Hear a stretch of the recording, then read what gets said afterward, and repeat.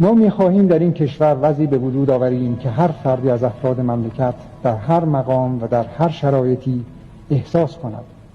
که در هر کار که می‌کند نوعی اشتراک در منافع کلی و عمومی جامعه دارد، زیرا اصولاً مملکت مال خود اوست.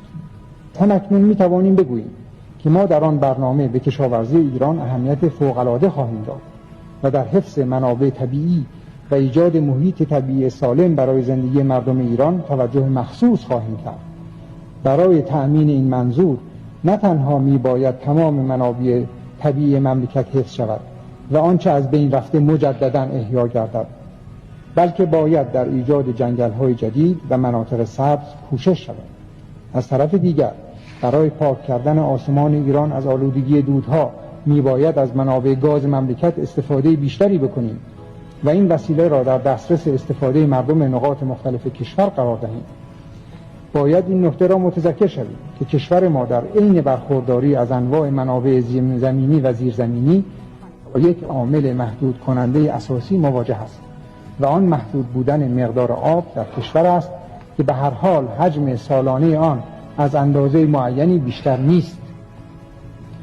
البته ما سعی خواهیم کرد تا آن حد که ممکن باشد در این مورد چاره‌جویی کنیم. مثلا خیلی از صنایع ایران را در جنوب،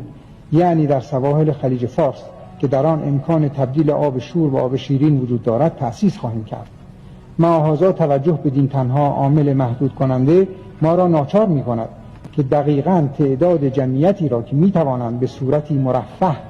و با یک استاندارد درجه 1 بین‌المللی در این سرزمین زندگی کنند محاسبه کنیم و بر آن اساس موضوع تنظیم خانواده را با دقت و شدت کامل دنبال نماییم، زیرا همانطور که تذکر دادیم جامعه فردای ایران میباید صرفاً مرکب از افرادی پیشرفته و مرفه و خوشبخت و همتراز مترقی ترین جوامع جهان باشد و بنابراین باید تعداد مردمی که در این آب و خاک زندگی میکنند با امکانات و منابعی که میباید برخورداری از آنها این رفاه و خوشبختی را تأمین کند هماهنگی داشته باشد. ولی چه فایده‌ای خواهد داشت که مثلا 200 میلیون نفوس در این مملکت زندگی کنند که احیانا محکوم به مردن از تشنگی باشند.